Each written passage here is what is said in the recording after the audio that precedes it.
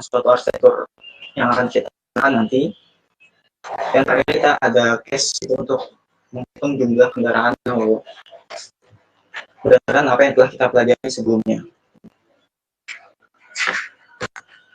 Oke, kita mulai dari computer vision. Jadi apa itu computer vision? Computer vision ini merupakan suatu pendekatan dalam bidang teknologi, di mana pendekatan ini mengadopsi cara penglihatan manusia. Maksudnya seperti apa? Jadi kalau manusia itu kan bisa teman-teman lihat nih pada gambarnya. Kalau manusia itu dia melihat menerima atau mengenali objek itu melalui suatu input itu berupa cahaya yang ditangkap oleh mata. Jadi beberapa cahaya ditangkap oleh mata memproses itu dikirim ke otak, lalu manusia bisa mengenali apa yang dia lihatnya. Dengan catatan manusia tersebut memang telah mengetahui objek tersebut. Nah, komputer sama, komputer ingin mengadopsi cara kerja tersebut. Lalu kan komputer nggak punya mata. Nah, gimana dia mengambil input berupa cahaya-cahaya tersebut gitu.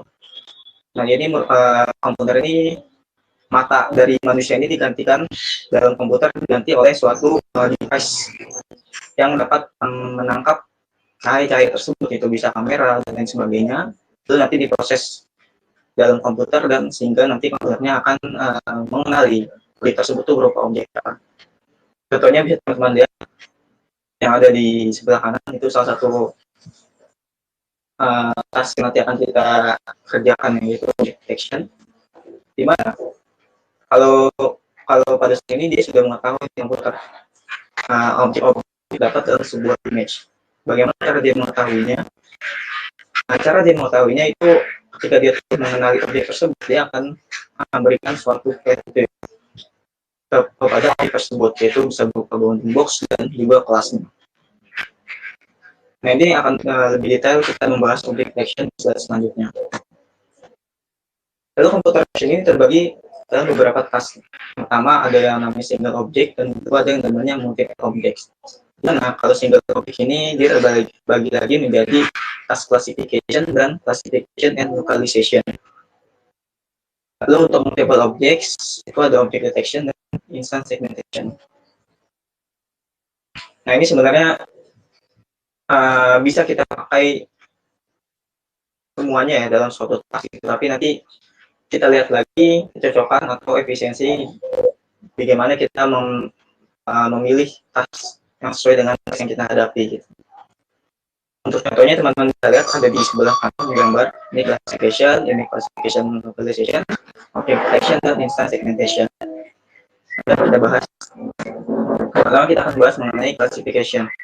Jadi apa sih klasifikasi itu? Classification ini merupakan suatu task untuk menentukan kelas dari objek pada sebuah gambar. Gitu.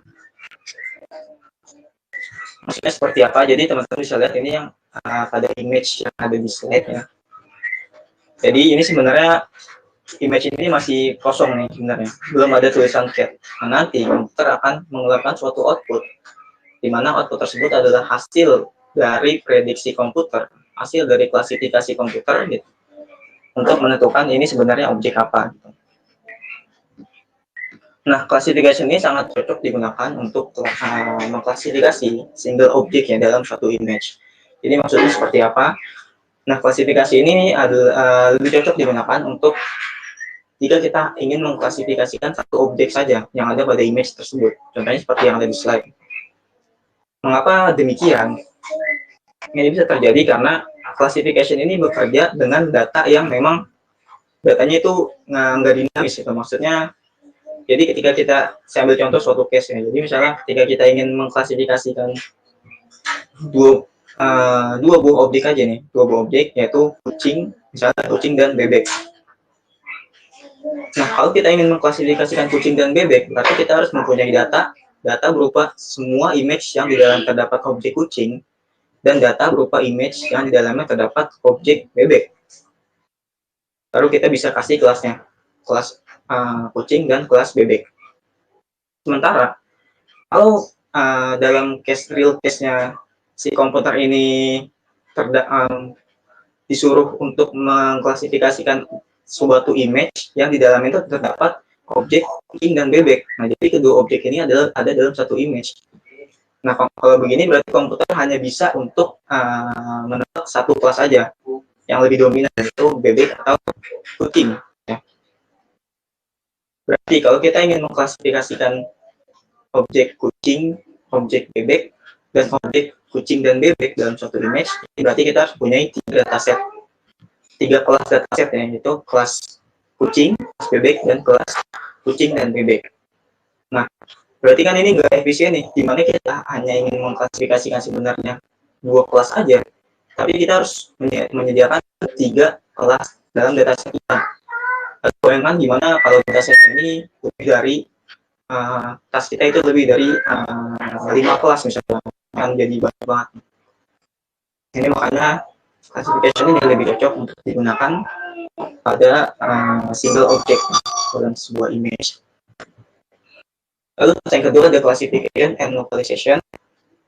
Jadi ini sama sebenarnya seperti task classification, tetapi bedanya adalah jika pada classification yang keluar hanya kelasnya saja, seperti kalau classification and localization, ini selain kelasnya yang keluar, itu dapat juga output berupa 4 titik koordinat yang merepresentasikan posisi objek di dalam sebuah image. 4 titik koordinat ini nanti akan membentuk sebuah kotak yang biasa kita sebut sebagai bounding box di area tempat, di area sekitar objek tersebut. Ini masih sama. Case-nya ini lebih cocok digunakan untuk single object dalam suatu image. Kalau demikian, alasannya seperti yang tadi sudah dijelaskan pada classification. Lalu selanjutnya ada task object detection. Nah, object detection ini merupakan task yang mirip dengan classification and localization. Bedanya adalah pada object detection ini dia bisa untuk melakukan atau mendeteksi objek lebih dari satu objek atau multiple objek. Makanya ini cocok digunakan untuk kasus multiple objects dalam suatu image. Outputnya masih sama, yaitu outputnya ini bisa berupa kelas dari objek tersebut dan juga koordinatnya, 4 titik koordinat yang merepresentasikan posisi objek tersebut. Jadi nanti kita tahu, kita nggak hanya sekedar tahu di sana ada objek berupa objek apa, tapi kita juga mengetahui posisi objek tersebut ada di mana. Ini dibilang task yang lebih advance-nya lagi. Lalu yang lebih advance lagi ada object segmentation. Nah, object segmentation ini merupakan task yang mirip juga dengan object detection. Dia menentukan sebuah kelas pada objek dalam image dan juga menentukan posisinya. Tapi bedanya adalah jika pada objek detection tadi posisinya direpresentasikan oleh 4 nilai yang akan suatu kotak, sementara pada object segmentation ini posisi objek tersebut direpresentasikan dengan poligon atau banyak sekali koordinat, banyak sekali titik. Di mana nanti poligon ini akan membentuk persis seperti bentuk objeknya. Jadi nggak berbentuk kotak, tapi berbentuk seperti objeknya. Ini tasnya juga masih sama ya, yaitu ini lebih cocok digunakan untuk multiple object. Lalu sebenarnya bisa nggak sih kita menggunakan task object detection untuk classification, untuk case classification? Nah, itu sebenarnya bisa nggak sih? Sebenarnya bisa-bisa aja ya, cuma buat apa gitu? Karena kalau untuk task classification aja sudah cukup, kenapa harus menggunakan object detection? Nah, makanya ini perlu diperhatikan juga, kita mau menggunakan task apa yang cocok untuk case yang sedang kita hadapi. Gitu ya. Nah, ini ada beberapa aplikasinya. Yang pertama, kita bisa menghitung objek pada suatu video. Nah, ini yang nanti akan kita implementasikan. Jadi, ini berfungsi untuk apa? Nah, ini berfungsi untuk misalnya saya ambil contoh atau manajer di suatu perusahaan pusat perbelanjaan misalnya atau pusat kerumunan itu, yang sering terjadi kerumunan di tempat tersebut ya gitu. Manajer ini ingin berapa sih jumlah pengunjung yang uh, ada atau yang mengunjungi tempat tersebut per harinya. Ketika manajer tersebut sudah mendapatkan insight tersebut, maka si manajer ini bisa untuk menindak memproses lebih lanjut gitu dari insight tersebut. Contohnya seperti apa? Contohnya misalnya si manajer ini udah mengetahui nih bahwa oh ternyata pengunjung ini lebih banyak di hari misalnya di hari Jumat misalnya. Oh ya udah, human resource-nya itu nanti ditambah aja pas hari Jumat. Hari-hari lain ini dikurangi aja karena menurut insight tersebut yang didapat dari insight tersebut adalah di hari-hari lain pengunjung ini cenderung sepi gitu. Nah dampaknya adalah si manajer ini bisa untuk mengoptimalkan misalnya pendapatan pada tempat tersebutnya. Contoh seperti itu. Lalu yang di sebelahnya ini ada disebut sebagai crowd detection. Crowd detection ini merupakan tas untuk mendeteksi kerumunan. Ini hampir sama ya case-nya. Jadi misalnya si manajer ingin mengetahui sudut-sudut mana aja sih di tempat saya gitu, di tempat yang sedang saya manage untuk yang sering terjadi kerumunan gitu. Ketika manajer telah mendapatkan insight tersebut, si manajer bisa untuk memproses lebih lanjut seperti oh ya udah di tempat yang titik-titik yang sering terjadi kerumunan saya naiki aja biaya sewanya seperti itu, dan titik-titik lain saya sesuaikan harganya, misal seperti itu ya. Oke, selanjutnya ini ada yang disebut sebagai intelligence transport system ya, dimana intelligence transport system ini bisa untuk memanajemen secara otomatis lalu lintas.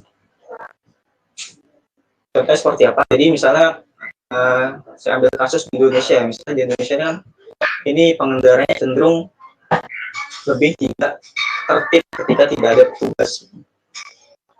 Maka solusinya apa? Masa solusinya kita harus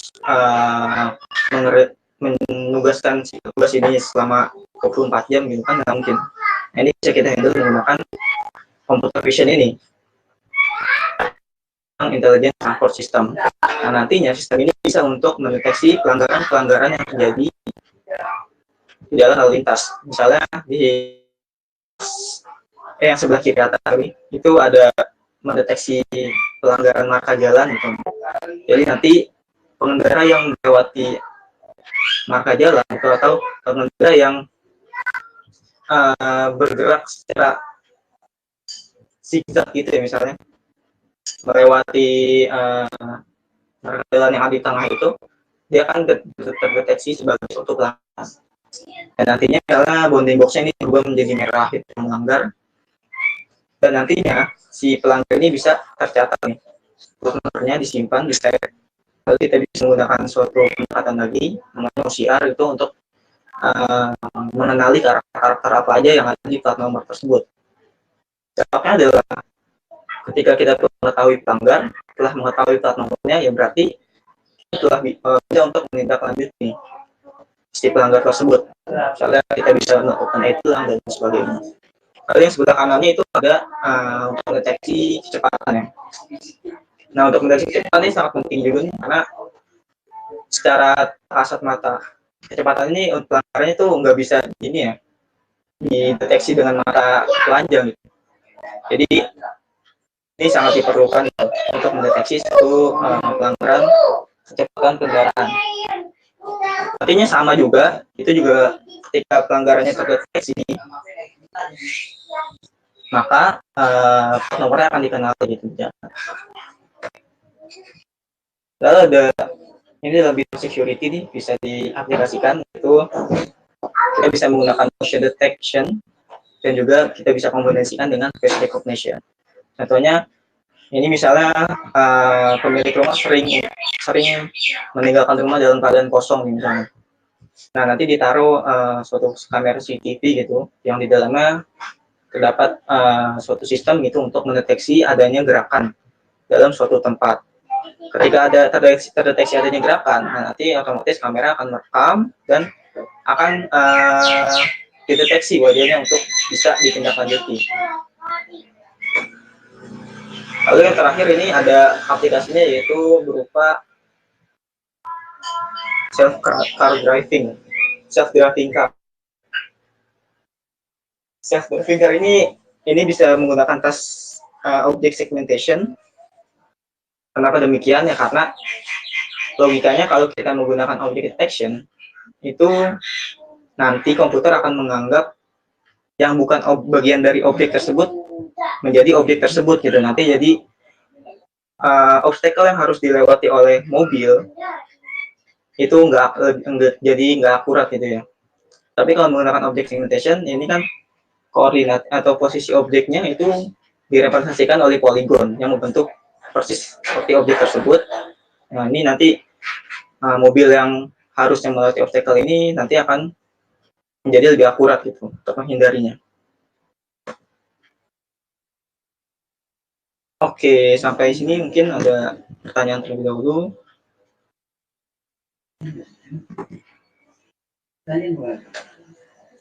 Oke, aman ya.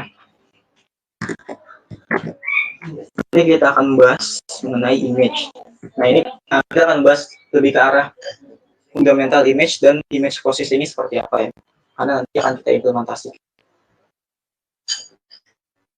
Jadi image itu apa sih? Nah, image ini merupakan array dua dimensi bisa dibilang yang memiliki suatu angka.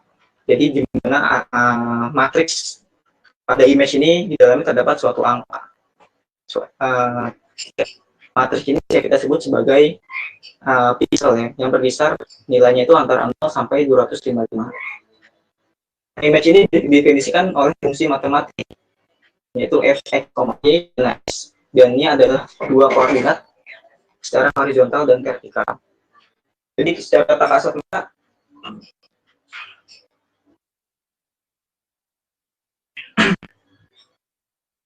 nah jadi image ini kalau kita secara langsung ya, ini seperti sesuatu yang sulit untuk kita manipulasi. Ya, padahal image itu jika kita zoom lebih dekat gitu, kita zoom in, lalu kita bisa melihat yang tadinya image ini sangat kompleks ya.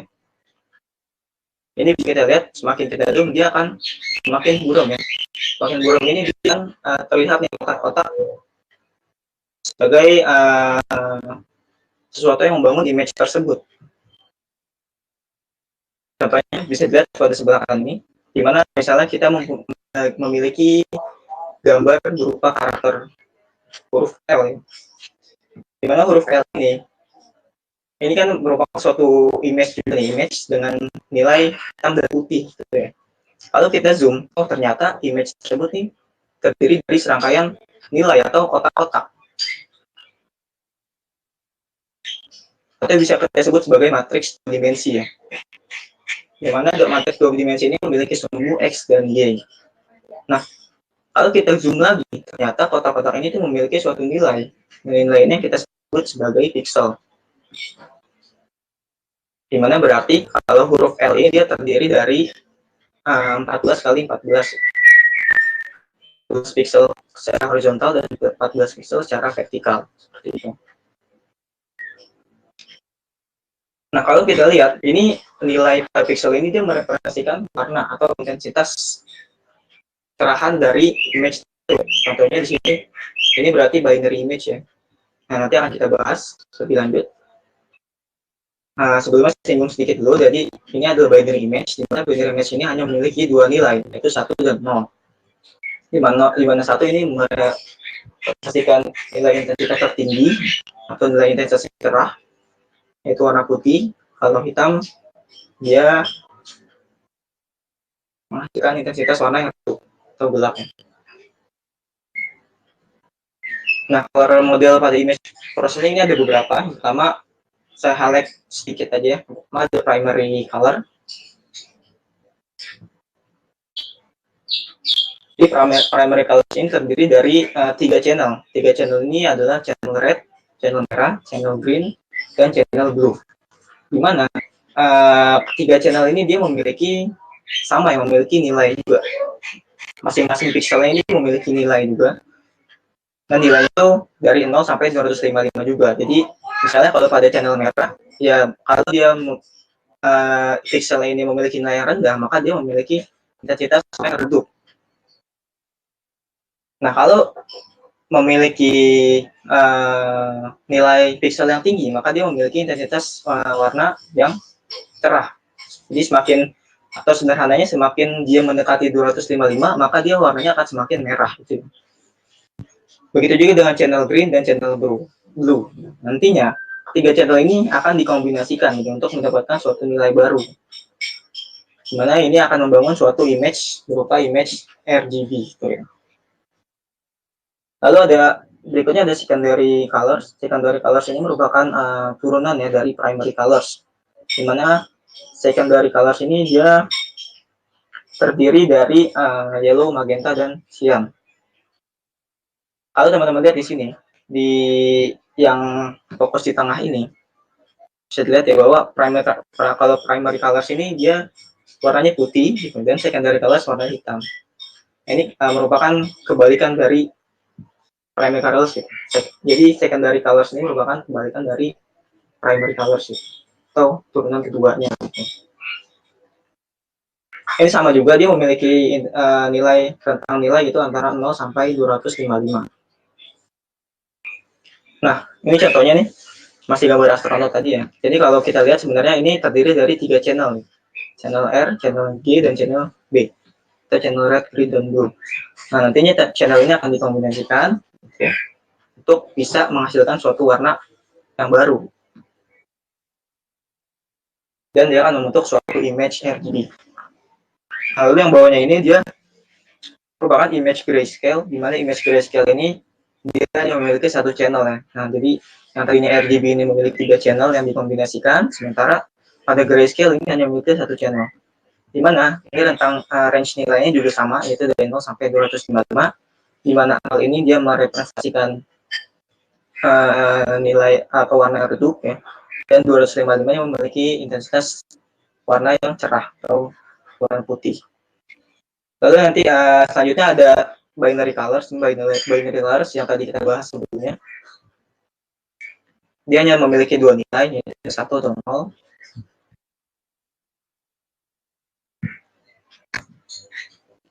Selanjutnya ada image enhancement. Nah, image enhancement ini merupakan suatu proses ya, seleksi atau filtering pada gambar yang bertujuan untuk meningkatkan kualitas pada gambar tersebut. Nah, dengan menggunakan teknik image enhancement ini, kita bisa, gambar yang dihasilkan akan lebih sesuai daripada gambar aslinya. Ini maksudnya seperti apa? Nah, ini bisa teman-teman lihat ini. Jadi proses enhancement ini dia meningkatkan kualitas pada gambar sesuai dengan apa yang kita inginkan. Gitu. Contohnya seperti ini. Di sini ada sebuah gambar X-ray paru-paru ya. Nah, dari gambar kita bisa untuk melihat nih, misalnya kita untuk mendeteksi suatu kelainan gitu pada organ dalam yaitu paru-paru, di mana pada gambar yang pertama ini gambar originalnya, original image. Ini bisa kita lihat ya, sesuatu yang ingin kita munculkan pada gambar tersebut ini belum terlihat nih. Maka kita bisa lakukan image enhancement. Sini kalau sini bisa lihat yang pertama, yang sebelah kanannya ini menggunakan teknik histogram equalization. Ini masih belum terlihat juga. Ini selanjutnya kita gunakan linear stretching, ini belum terlihat juga, sampai kita bisa melihat apa yang kita mau gitu dalam suatu image tersebut. Yang kanan bawah ini ada teknik adaptive histogram equalization. Nah, ini teknik-teknik ini nanti akan kita bahas lebih lanjut di slide selanjutnya. Lalu di sini ada contoh lainnya. Ini merupakan image ini ya, satelit ya. Jadi bisa kita lihat nih, kalau pada gambar originalnya yang sebelah kiri, ini belum terlihat detail-detail yang ada pada image tersebut. Nah, ketika kita melakukan image enhancement pada image tersebut, ini bisa kita dapatkan detail-detail yang kita inginkan dari image tersebut. Begitu juga gambar yang bawahnya. Nah, jadi tujuannya apa sih image enhancement ini? Tujuannya pertama itu untuk mengekstrak beberapa detail tersembunyi ya, dari suatu gambar yang bersifat subjektif. Maksudnya subjektif itu bersifat sesuai dengan apa yang kita inginkan gitu. Lalu bisa memperbaiki kontras, bisa menambahkan warna juga, mengalihkan garis-garis, dan lain sebagainya. Nah, ini ada beberapa teknik dari image management ya, berdasarkan operasinya. Yang pertama ada operasi pixel atau operasi titik. Yang kedua ada operasi spasial. Yang pertama kita akan bahas mengenai point operation atau operasi titik. Nah, jadi operasi titik ini dilakukan dengan cara memodifikasi histogram citra masukan ya, citra inputnya agar sesuai dengan karakteristik yang kita harapkan. Histogram dari suatu citra ini merupakan grafik ya yang menunjukkan distribusi frekuensi dari nilai intensitas pixel dalam citra tersebut. Jadi kita harus untuk operasi titik ini kita harus mengetahui distribusi persebaran nilainya gitu, dari image tersebut. Jadi contohnya misalnya di sini ini ada range pixel dari nilainya dari 0 sampai 255 ya. Dimana pada 0 ini memiliki nilai yang banyak nih, yang artinya adalah image ini distribusi warnanya itu lebih condong ke arah warna gelap gitu. Atau lebih banyak pixel yang bernilai 0. Nah, untuk point operation ini juga terdapat beberapa tipe juga ya. Yang pertama ada teknik histogram equalization, thresholding, negatif, dan window slicing. Oke, intinya adalah point operation ini dia hanya akan merubah nilai pada satu pixel tertentu saja gitu. Dia nggak memperdulikan pixel di sekitar nilai pixel di sekitar pixel tersebut. Jadi dia hanya fokus pada satu titik atau satu nilai pada pixel pada image tersebut. Contohnya seperti ini, beberapa contoh pada point operation. Jadi yang pertama ada thresholding. Nah, thresholding ini merupakan operasi untuk merubah gambar grayscale itu berdasarkan nilai intensitas yang dimilikinya. Nah, jadi setiap pixel dengan intensitas melebihi threshold tertentu, dia akan dirubah menjadi satu. Nilainya dirubah menjadi satu, dan pixel dengan nilai intensitas di bawah threshold tertentu, dia akan dirubah nilainya menjadi 0. Itu maksudnya seperti apa? Jadi misalnya sini ada original image. Nah, original image ini kita lakukan thresholding. Jadi kita kasih suatu ambang batas atau threshold di mana ketika nilai-nilai suatu nilai yang ada pada image ini melebihi threshold tertentu, dia akan berubah ke dalam nilai satu atau 0. Contohnya di sini kalau kita binary berarti dia misalnya dia nilai yang melebihi threshold tertentu dia akan dirubah menjadi warna putih atau menjadi nilainya 1 ya. Lalu kalau binary inverse ini kebalikan dari binary. Kalau misalnya kalau yang tadinya ketika pixel melewati threshold tertentu dia akan dirubah menjadi 1, maka pada binary inverse dia akan berubah menjadi 0. Lalu ada histogram equalization. Nah, histogram equalization ini merupakan operasi ya untuk menghasilkan image yang memiliki histogram yang relatif sama. Jadi ini memperbaiki distribusi persebaran nilai pada pixelnya. Nah, lalu yang bawahnya itu ada CLAHE atau Contrast Limiting Adaptive Histogram Equalization ya. Nah, ini merupakan teknik histogram untuk yang bisa digunakan lebih baik lagi nih dari histogram equalization sebelumnya.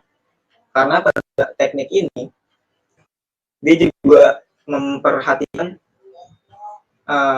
region-region lokal gitu pada image-nya. Jadi bagian-bagian kecil pada image ini diperhatikan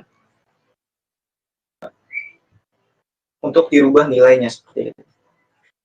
Lalu ada window slicing ya. Window slicing ini merupakan operasi yang mirip dengan teknik thresholding ya, di mana dia memetakan intensitas sesuai dengan kriteria tertentu.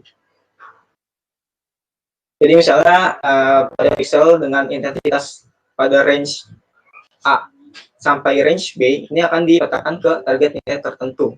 Misalnya dari range 50 sampai 100 dia akan diubah nilainya menjadi nilai misalnya nilai 1 atau 0 dan lain sebagainya. Karena untuk pixel di luar range tersebut, dia akan mempertahankan nilai intensitasnya, jadi nggak akan diubah.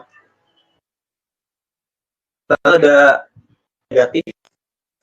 Negatif operasi untuk membalikan nilai intensitas dari image. Jadi yang tadinya berwarna hitam, itu dibalik menjadi warna putih. Lalu ada spatial operation. Nah, spatial operation ini merupakan cara untuk teknik untuk memanipulasi image berdasarkan image sekitarnya. Jadi maksudnya seperti apa? Ini sebenarnya basic dari operasi konvolusi ya, yang nanti akan kita bahas. Contohnya di sini misalnya kita memiliki suatu matriks input nih, matriks input yang ini berupa image ya, image tertentu gitu. Kemudian kita akan membuat suatu kernel. Nah, kernel ini nantinya akan melakukan sliding window. Sliding window, jadi dia akan bergerak itu mulai dari kiri atas di bagian image sampai ke kanan bawah. Dia akan bergerak secara horizontal kemudian vertikal. Jadi contohnya di sini pada image inputnya itu kita memiliki nilai pixelnya 100, 110, 111. Lalu kita membuat sebuah kernel dengan ukuran 3x3 juga yang memiliki suatu nilai tertentu. Nantinya ini akan dilakukan operasi dot ya, atau operasi konvolusi. Di mana ini akan kita kalikan pixel-pixel yang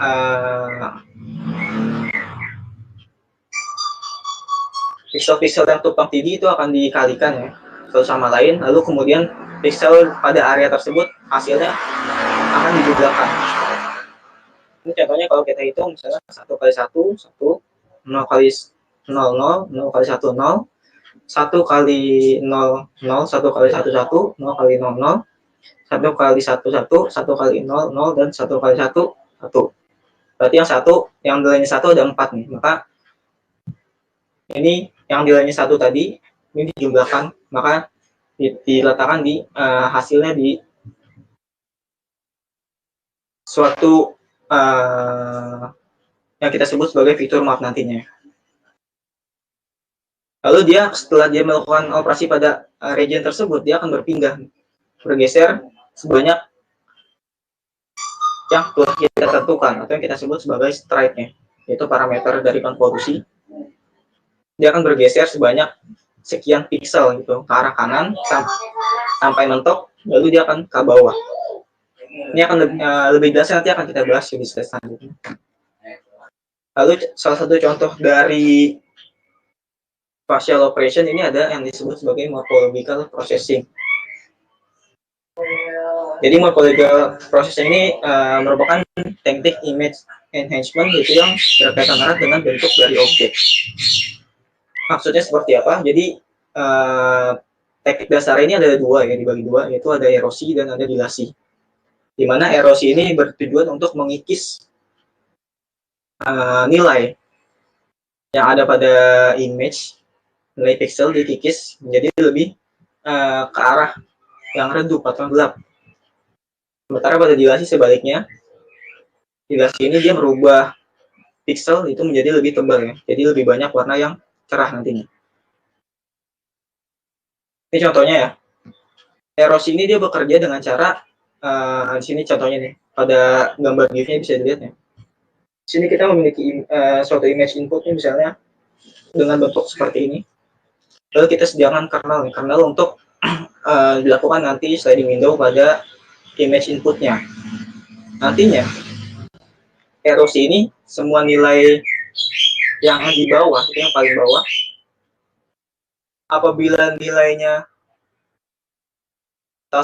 apabila salah satu nilainya ada yang hitam, itu maka akan dirubah ke dalam hitam. Jadi kalau teman-teman lihat di sini, kalau kernel ini kan dia contohnya ada 2 pixel yang berwarna putih nih. Nah, ketika 2 pixel ini dia membaca salah satu aja ada yang hitam, dia akan dirubah warnanya menjadi hitam. Jadi si kernel ini harus menilai satu dua-duanya gitu, atau dia menggunakan operasi dan ya pada gerbang logika matematik. Sementara pada dilasi ini kebalikannya. Jadi kalau di struktur elemen ini ada salah satu aditya yang bernilai putih yang bernilai 1, maka seluruhnya akan diubah menjadi 1 seperti itu. Lalu teknik lanjutnya dari erosi dan dilasi ini ada yang disebut sebagai opening dan closing. Dimana kalau opening dia melakukan erosi terlebih dahulu, jadi dikikis yang warna putih-putihnya dihilangkan, kemudian dilakukan dilasi, ditebali lagi. Sementara closing kebalikannya, closing berarti dia melakukan dilasi terlebih dahulu, baru dia melakukan erosi, seperti itu. Oke, kita akan masuk ke dalam convolutional neural network. Mungkin sampai sini ada yang mau ditanyakan?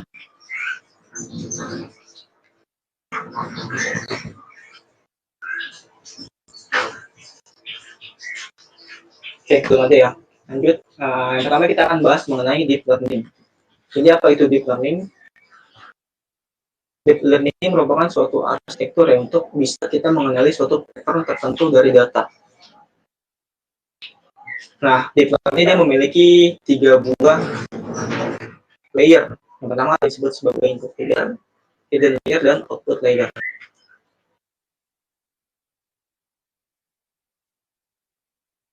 Nah, masing-masing dari masing-masing di layer ini dia memiliki suatu operasi matematika untuk bisa menghitung bobotnya. Jadi kita caranya adalah dikalikan dengan nilai pada node. Ini node yang bulat-bulat ini. Lalu ditambahkan dengan bias.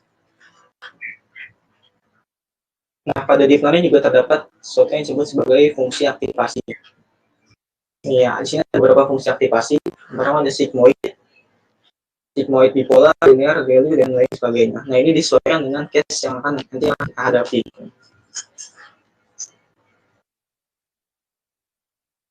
Nah, pada deep learning ini, dia akan melakukan proses feed forward ya, lalu nanti akan propagation. Jadi dia dijalankan dulu, dan nanti dia akan mengevaluasi hasil outputnya gitu. Sebuah metode backpropagation. Ada juga loss function. Loss function ini digunakan untuk validasi dari perhitungan yang ada di deep learning ya. Divalidasi itu kalau dia nilai belum sesuai nanti akan dilakukan backpropagation. Selanjutnya ada yang disebut sebagai convolutional. Selanjutnya kita akan bahas arsitektur convolutional neural network. Jadi ini merupakan arsitektur convolutional neural network yang ada pada slide, di mana arsitektur ini terbagi menjadi 2, yaitu ada feature learning dan ada classification. Kalau ada feature learning ini terdapat beberapa proses juga. Yang pertama ada proses convolutional first value, yang kedua ada proses pooling. Di mana pada feature learning ini dia fokus untuk melakukan ekstraksi fitur pada image. Untuk nantinya hasil dari ekstraksi fitur image ini akan diproses pada arsitektur classification. Di mana pada arsitektur classification ini terdapat beberapa proses juga ya. Pertama ada flatten, ada fully connected, dan ada softmax. Nah, flatten ini adalah proses untuk bisa kita memasukkan hasil ekstraksi tadi ke dalam suatu arsitektur deep neural network. Nah, ini akan kita bahas satu persatu ya. Jadi, kalau feature learning ini, dia fokus di ekstraksi ya, ekstraksi fitur yang nantinya bisa teman-teman lihat ini. Dari matriks input yang sekian kali sekian, jadi misalnya matriks input yang 500 kali 500 pixel misalnya, dia akan dilakukan downsampling ya, sehingga dia akan menjadi lebih kecil dan lebih mudah untuk dikomputasi, untuk dalam hal komputasi ya lebih murah. Nah, bagaimana bisa dilakukan atau di resize gitu image tersebut, tapi image ini tetap merepresentasikan image aslinya. Nah, ini akan kita bahas ya. Jadi di sini ada yang kita sebut sebagai filter ya, atau tadi pada operasi spasial itu disebut sebagai kernel. Nah, ini merupakan contoh filter. Ini juga filternya juga akan melakukan sliding window ya, dimana dia akan melakukan proses konvolusi atau proses operasi dot itu dikali jadi operasi perkalian antara input dengan filternya yang paling kembang tinggi gitu. Sehingga dia akan menghasilkan suatu yang disebut sebagai feature map. Nah, kalau teman-teman lihat di sini filternya agak nggak bisa kebaca, jadi tapi kalau di sini kalau kita perjelas lagi, nah ini bisa dibilang sebagai filternya. Jadi ada filter merah, biru, dan hijau. Maksudnya adalah nantinya filter ini akan di-generate secara banyak nih. Jadi nanti ada berbagai macam bentuk filter. Di mana filter-filter ini nanti akan mengekstraksi fitur sesuai dengan filternya. Jadi fitur yang diekstraksi ini nantinya akan sesuai dengan filternya. Maksudnya seperti apa? Jadi misalnya kita fokus pada filter merah dulu nih. Tadi kan filter merah dia nilai satunya secara horizontal yang tengah aja ya. Nah, maka dia nanti akan mengekstraksi fitur yang sesuai dengan bentuknya aja gitu. Berarti dia akan mengekstraksi fitur nanti mungkin fitur yang terekstraksi ini adalah bentuk ini misalnya. Begitu juga yang biru dan begitu juga yang hijau. Yang intinya adalah nantinya kita akan mengenerate banyak fitur atau banyak filter ya, dimana filter ini nantinya akan menghasilkan fitur-fitur yang berbeda dari suatu image. Nantinya fitur map yang dihasilkan akan banyak. Nah, pada convolutional neural network terdapat juga yang disebut sebagai padding. Padding ini merupakan parameter dari proses yang ada pada arsitektur convolutional neural network. Jadi padding ini untuk menentukan jumlah pixel yang akan ditambahkan pada setiap sisi dari matriks inputnya. Ini digunakan untuk memanipulasi output dimensi dari CNN ini. Jadi contohnya seperti ini. Kalau kita nggak menggunakan padding, ini dia nanti feature map yang dihasilkan itu akan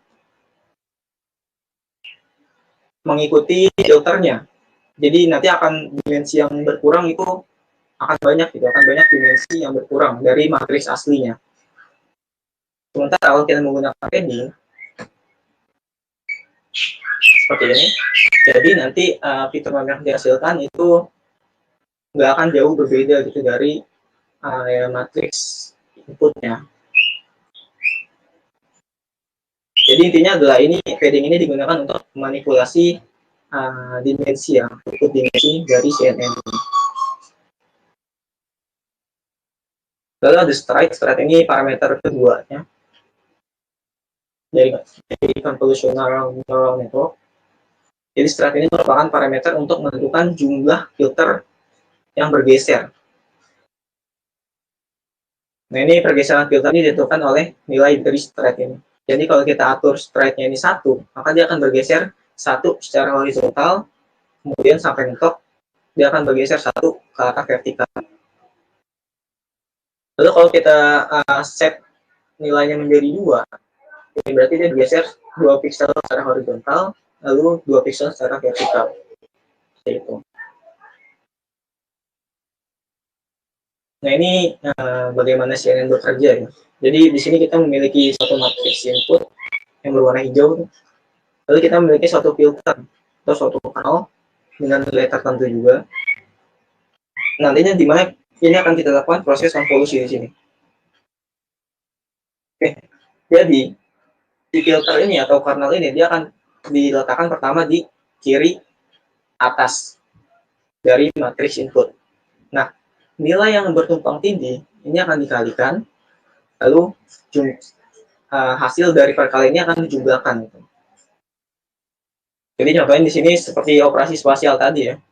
Di sini berarti 1 kali 0, 0 kali 0, 0 kali 1, 0 kali 0, 0 kali 2, 0 kali 0, dan seterusnya. Sehingga nanti hasil perkaliannya ini akan dijumlahkan dan menghasilkan suatu nilai baru. Jadi akan bergeser sesuai dengan stride-nya. Seperti ini. Bergeser ke arah horizontal, lalu vertikal.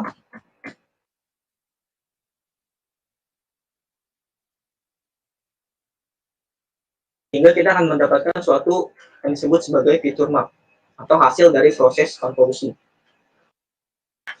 Nah, kalau teman-teman lihat di sini, ini kita nggak menggunakan padding nih, maka bisa teman-teman lihat output atau fitur map yang dihasilkan ini mengikuti bentuk dari filternya. Nah, kalau kita menggunakan padding, ini bisa kita manipulasi dimensinya sehingga dia tetap dia tidak mengikuti bentuk dari filternya ya, dimensi dari filternya gitu, tapi tetap merepresentasikan input matriksnya atau image-nya. Lalu yang disebut sebagai pooling, proses pooling. Nah, pooling ini merupakan proses untuk melakukan downsampling pada hasil dari konvolusi, hasil dari proses konvolusi. Tujuannya untuk apa? Tujuannya untuk mempercepat proses komputasi pada CNN dan juga ini berfungsi untuk mengurangi resiko overfitting-nya. Tuh, jadi maksudnya kalau kita menggunakan pooling, nah ini model akan belajar secara detail sekali nih pada suatu data. Nah, ini akan bisa menghasilkan suatu model yang overfit. Makanya kita harus menggunakan pooling. Pooling ini juga bisa digunakan untuk mempercepat komputasi ya. Jadi yang tadinya harusnya kita memproses image misalnya 600 kali 600, ketika kita lakukan pooling, ini kita bisa memproses image-nya ini lebih kecil, misalnya hanya 14 kali 14. Nah, ini perbandingannya kan sangat jauh nih, antara 600 kali 600 dengan 14 kali 14. Di mana 14 kali 14 ini merupakan representasi dari 600 kali 600 tadi. Jadi buat apa kita memproses data image 600 kali 600, padahal kita bisa memproses image-nya ini 14 kali 14 saja. Maka kita bisa lakukan proses pooling. Nah, pooling ini ada dua cara ya. Pertama ada max pooling dan yang ada average pooling. Di mana pada max pooling ini dia akan mencari nilai tertinggi pada pixel yang berkembang tinggi pada filter. Antara matriks input dengan filter ya, diambil nilai tertinggi. Jadi misalnya kalau yang hijau ini dari 4 pixel ini dia diambil nilai tertinggi. Sementara pada average pooling dia diambil nilai rata-ratanya. Nah, ini ada contoh visualisasi dari fitur map.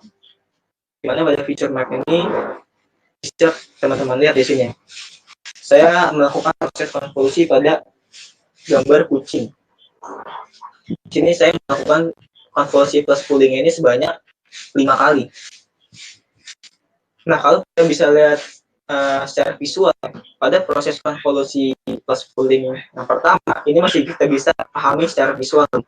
Oh, bahwa di dalam feature map tersebut terdapat objek berbentuk seperti kucing. Jadi bentuknya masih kelihatan. Tapi ketika kita melakukan proses konvolusi pooling lebih dalam lagi, ketika arsitektur yang kita buat ini lebih dalam lagi, dia akan semakin abstrak feature map yang dihasilkan. Mengapa demikian ya? Karena yang tadi setelah kita pelajari bahwa CNN ini dia akan melakukan downsampling ya pada datanya. Jadi data image ini akan di-reset sedemikian rupa gitu, sehingga dia akan menghasilkan image yang lebih kecil gitu, atau data yang lebih kecil untuk diproses.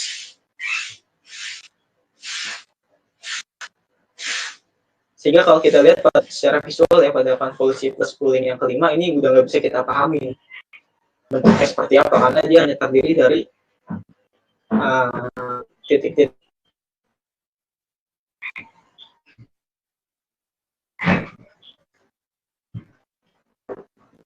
Itu ada arsitektur classification. Jadi setelah kita bisa mendapatkan fiturnya, kita bisa mengekstraksi fitur-fitur pada image. Misalnya contohnya kita berhasil mengekstraksi fitur ban pada mobil, fitur untuk spion dan lain sebagainya. Itu bisa kita masukkan fitur-fitur tadi ke dalam arsitektur deep neural network atau classification untuk mengklasifikasikan fitur-fitur yang tadi kita ekstraksi. Jadi yang pertama kita harus lakukan adalah kita flatten dulu. Jadi kan tadi kalau hasil dari proses pada arsitektur feature learning itu masih berbentuk 2 dimensi feature map-nya. Yang mana pada arsitektur deep neural network ini hanya bisa menerima 1 dimensi atau vektor. Makanya kita lakukan flatten. Yang tadi 2 dimensi kita jadikan 1 dimensi atau kita jadikan vektor. Lalu kita proses pada fully connected. Fully connected ini sama seperti deep learning yang tadi kita bahas di awal ya. Jadi merupakan arsitektur yang terhubung sepenuhnya gitu. Sehingga kita bisa telah dimasukkan ke dalam fully connected, itu kita bisa mengklasifikasikan objek tersebut itu berupa apa.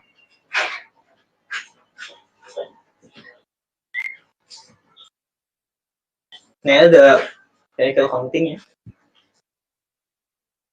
Jadi kalau sebelumnya kalau kita ingin melakukan counting pada vehicle, itu kita bisa lakukan object detection dulu. Jadi kita deteksi dulu si kendaraannya. Dengan cara apa nih? Contoh sederhananya. Dari input image ini kita lakukan filtering. Filtering ini menggunakan arsitektur CNN tadi. Lalu kita bisa mendapatkan feature maps. Feature maps ini ada 2 kelas nih. Yang pertama ada foreground dan kedua ada background. Di mana foreground ini merupakan objeknya. Nantinya dijustify nih. Feature map tersebut dijustify mana yang merupakan objek dan mana yang merupakan background. Kalau dia merupakan objek, dia akan menghasilkan output berupa bounding box. Nah, ini contohnya pada people counter ya, karena sama vehicle counting dengan people counting. Caranya adalah seperti ini. Jadi kita generate bounding box dulu ya pada image-nya atau videonya gitu. Lalu kita hitung nilai centroidnya. Kita buat suatu garis. Dimana tadi kalau kita sudah pelajari bahwa image itu kan terdiri dari pixel ya. Jadi kita bisa tentukan nih kita buat garis di pixel mana. Dengan logik ketika si bounding box itu melewati garis, dia akan terhitung sebagai orang. Gitu.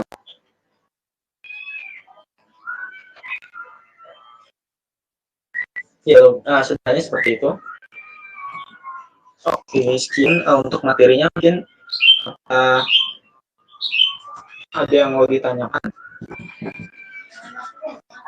sebelum kita masuk ke dalam artikelnya.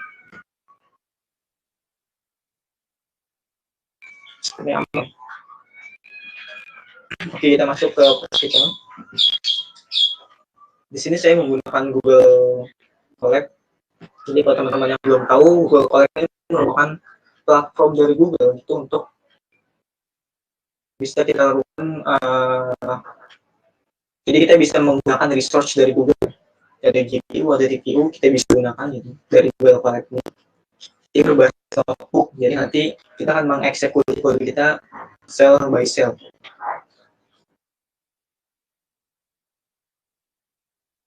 Contohnya seperti ini ya. Jadi kalau teman-teman yang belum pernah gunakan Google Colab, ini Google Colab ini sangat powerful ya digunakan untuk dalam mengolah data. Gitu. Nah, Google Colab ini untuk penyimpanan datanya dia nggak punya penyimpanan data, dia menyimpan data di Google Drive. Makanya kalau kita menggunakan Google Colab dan data kita di Google Drive itu kita harus hubungkan Google Colab dengan Google Drive-nya. Cara menghubungannya dengan coding menggunakan library Drive dari Google Colab, import Drive, lalu di mount berikutnya. Selanjutnya kita import semua library yang dibutuhkan, sama kita change directory-nya. Ini untuk memudahkan dalam proses coding. Untuk sel ini merupakan sel untuk ngeload data aja ya, jadi ngeload dataset. Jadi sini kalau sini saya punya 2 dataset nih. Dataset dengan kelas vehicle dan dataset dengan kelas background. Dimana nanti kita akan menghitung objek dengan kelas vehicle. Ini saya read, lalu saya tampilkan untuk memastikan apakah datanya benar-benar terbaca atau enggak ya. Oke, kemudian saya lakukan label binarizer. Ini untuk kan tadi kelas labelnya ini masih berbentuk string ya di sini. Kalau teman-teman lihat di label ini masih berbentuk string, yaitu vehicle atau background. Makanya kita harus jadikan angka menggunakan label binarizer. Lalu kita split datanya menjadi data train dan test ya. Kemudian ini model yang saya buat nih CNN-nya. Jadi kalau misalnya kita baca nih, di sini berarti saya pertama melakukan input dengan ya size image-nya 70 kali 70 dengan channel 3. Saya input ke dalam proses konvolusi 2 dimensi dengan filternya 32. Dan kernel size-nya itu 3 kali 3. Yang kedua saya lakukan pooling, jadi konvolusi pooling, biasanya gitu ya. Flow ini gitu, konvolusi pooling, lalu saya drop out. Kenapa di drop out? Ini untuk menghindari overfit ya. Saya drop out, jadi saya aktifkan beberapa node pada layer secara random, lalu saya lakukan flatten. Saya jadikan vektor nih. Yang tadinya matrix saya jadikan vektor. Ketika sudah flatten berarti sudah bisa kita masukkan ke dalam secure deep neural network. Ini saya atur optimasinya ya, menggunakan SGD atau static gradient descent.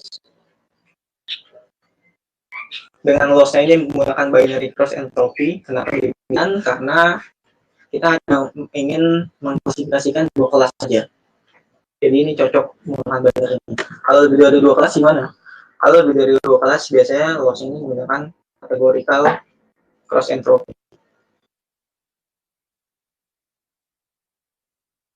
Ini codingan untuk save modelnya ya.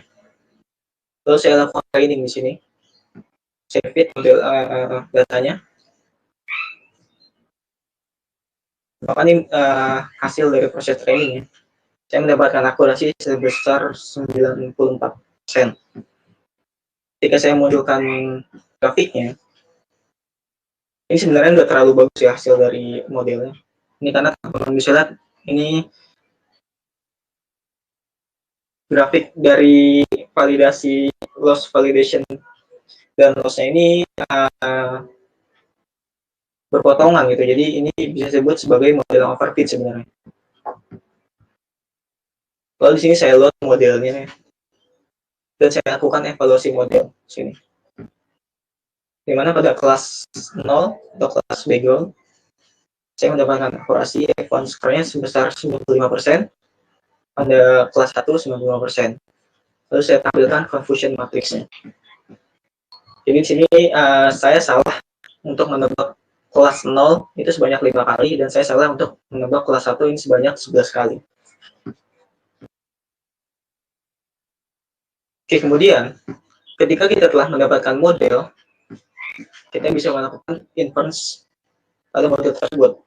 Oke, sebelumnya ini kan tutorial counting kendaraan dengan deep learning dan image processing ya. Jadi saya gabungin 2 pendekatan tadi, pendekatan dari deep learning-nya dan image processing-nya. Jadi nggak endpoint menggunakan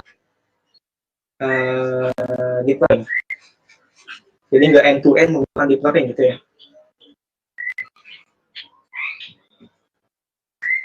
Oke, sama ini masih kita hubungkan juga sama dari direktorinya, di load modelnya. Nah, di sini adalah proses untuk mendeteksi adanya kontur pada image.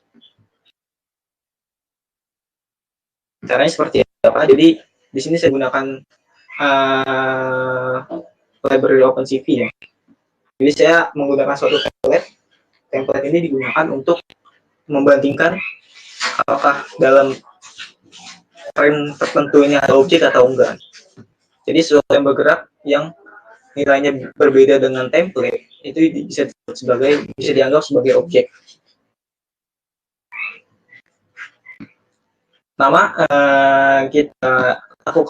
Kita konversi dulu dari image DGR, karena CV2 membaca image itu formatnya DGR. Kita konversi menjadi grayscale. Kemudian di sini kita buat suatu kernel. Berarti kalau di sini kernel ini size-nya ini 15 kali 15 dan 20 kali 20 dengan nilai 1. Kemudian kita lakukan diferensial di sini dari template dan image inputnya. Di sini konversi menjadi bilangan integer dan kita lakukan threshold menggunakan binary, thresh binary. Jadi di sini cara bacanya adalah kita melakukan threshold pada data ini ketika ada nilai yang kita atur thresholdnya sebesar 240 ya. Jadi kalau ada nilai yang lebih dari 240, ini kita ubah menjadi 255.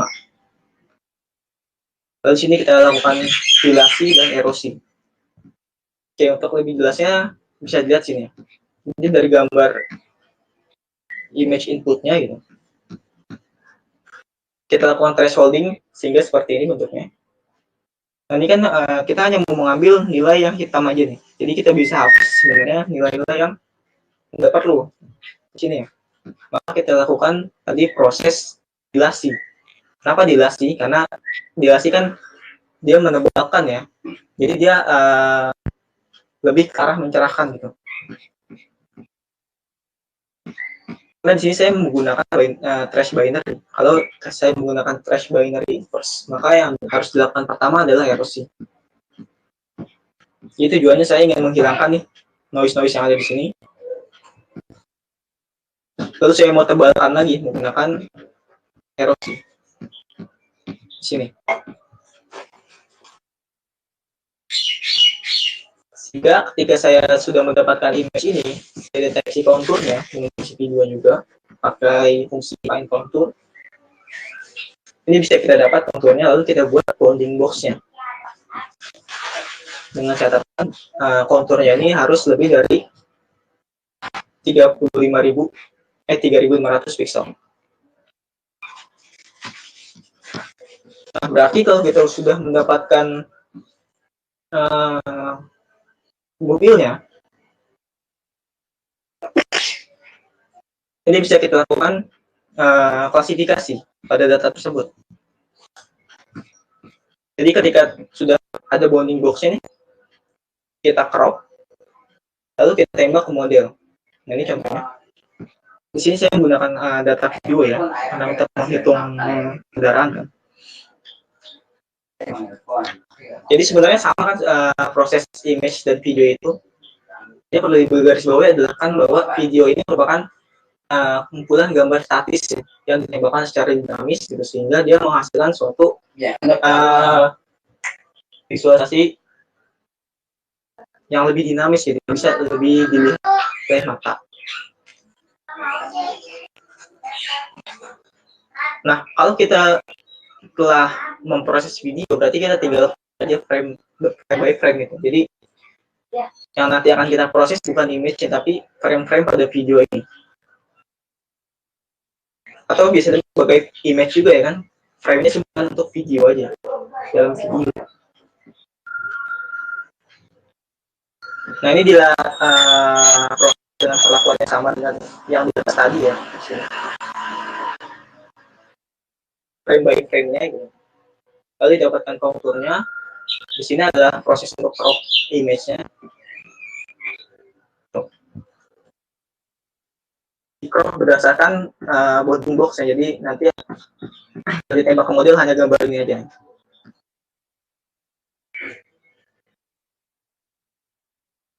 Di crop, lalu di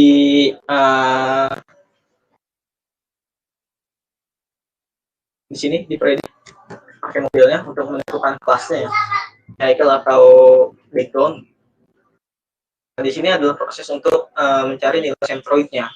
Jadi untuk proses countingnya ini adalah di sini. Jadi jika koordinat X-nya ini lebih besar dari 770 dan X-nya ini kurang dari 800 dan labelnya adalah 1 yang artinya di vehicle, maka dia mulai menghitung. Seperti itu untuk logiknya.